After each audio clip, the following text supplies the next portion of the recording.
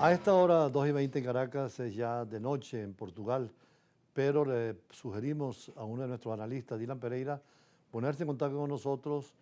para analizar algunos de los temas, sobre todo en Europa, particularmente con el desafío de la nueva política de Estados Unidos y las reacciones de la Europa buscando nuevos mercados e incluso buscando un perfil propio para sus Fuerzas Armadas. ¿Qué opinas?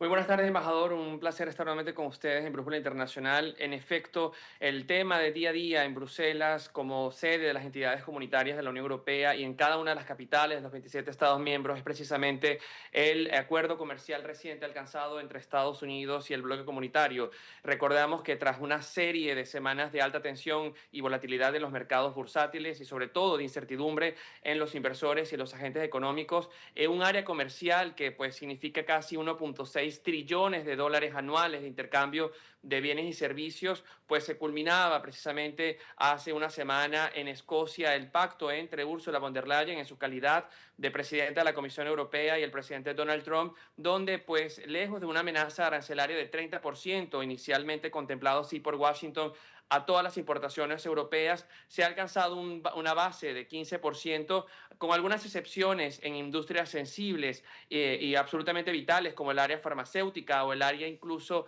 de la aviación, pero que para los europeos o gran parte de los europeos que tienen un sentimiento más federalista, pues ven con una pérdida para el bloque, ya que significa además una inversión de más de 700.000 millones de euros directos de Europa en Estados Unidos y además el compromiso del bloque de comprar a Estados Unidos más de 650.000 millones de euros en petróleo y gas natural licuado, pero que además sucede en un punto importante donde Europa está intentando reestructurar su matriz energética altamente dependiente de Rusia antes de la guerra y además, como usted decía, embajador, intentar revitalizar su rol geopolítico en el mundo. Ahora, la Unión Europea sigue siendo una expresión única en cuanto no es un derecho nacional, por ejemplo, la Constitución de cada Estado, sino que también es un derecho comunitario, que tampoco es derecho internacional, no es tratados, sino es voluntad del pueblo europeo, que son casi 5 millones de kilómetros cuadrados y unos 500 millones de consumidores. ¿Cómo explicar ese fenómeno de poder tener tanta pluralidad en lo que yo llamaba anteriormente la federación? Así es, embajador. Yo creo que el eslogan de la Unión Europea oficial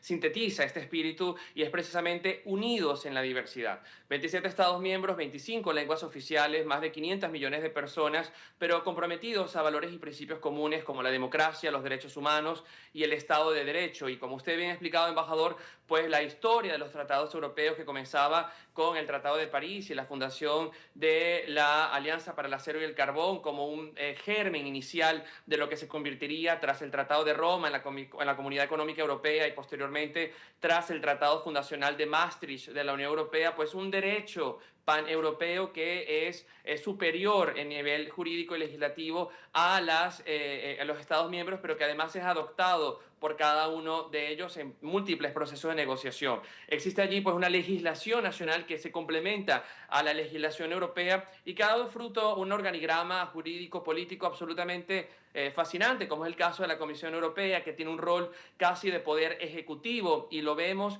precisamente en su capacidad de iniciativa legislativa, como lo ha hecho en el acuerdo comercial, donde tiene plena capacidad y potestad de decidir con una mayoría cualificada, pero también en la configuración del Consejo de la Unión Europea, que reúne a los ministros pues de cada una de las áreas especializadas, entre ellos uno de los más relevantes sin duda el Consejo de Asuntos Exteriores, que mes a mes reúne a los jefes de la cartera de exterior de las 27 capitales y que requiere un principio de unanimidad y que además ha venido fortaleciendo su papel y rol en áreas como la defensa, sobre todo con el nuevo mandato de Kaja Kallas. Y esto en sintonía pues significa un paradigma para los modelos de integración a los que en América Latina hemos intentado apuntalar, pero que sin lugar a dudas hay mucho trabajo por hacer.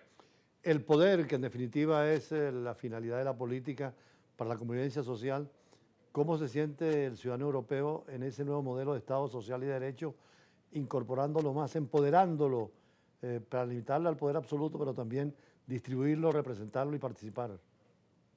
Sin lugar a dudas, embajador, esto es absolutamente fundamental. Max Weber ya decía en su ensayo, la vocación del político es precisamente el poder, pero un poder direccionado al bien común, direccionado al bien mayor de las sociedades. Y esto es precisamente lo que se ha plasmado en la historia de los tratados europeos, particularmente bajo este concepto del estado de bienestar social, que es compartido por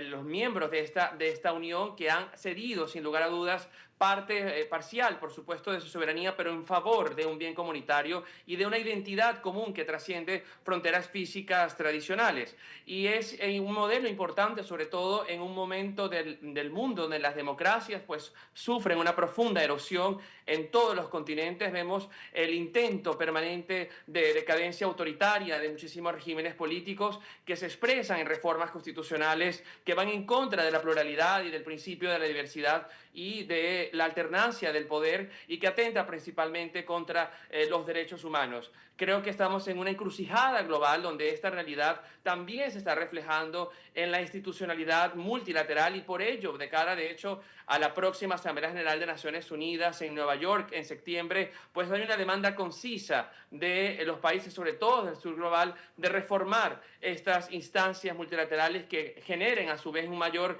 engagement, compromiso con el principio de representación, que es columna vertebral para el funcionamiento de sociedades democráticas y basadas en el Estado de Derecho. Sobre este punto vamos a regresar después de compromisos comerciales, el tema precisamente del sistema internacional, el equilibrio mundial y particularmente el mundo global del sur, que busca también expresiones nuevas y democratizar especialmente el sistema de Naciones Unidas. Ya regresamos con el licenciado Dylan Pereira.